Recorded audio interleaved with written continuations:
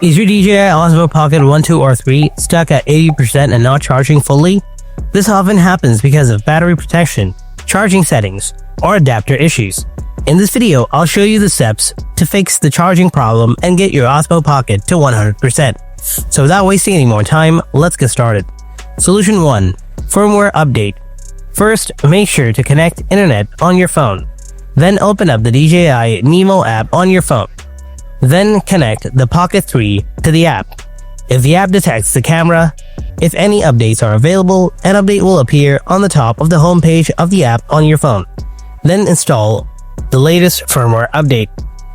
Sometimes a firmware mismatch can prevent startup and updating usually fixes the problem.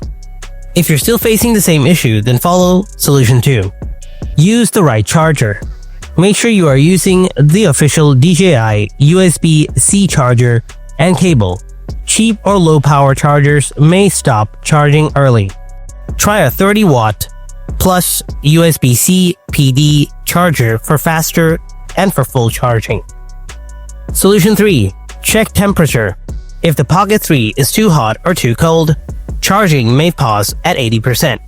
Try charging in a room temperature environment like 20 to 25 degrees Celsius or 68 to 77 degrees Fahrenheit.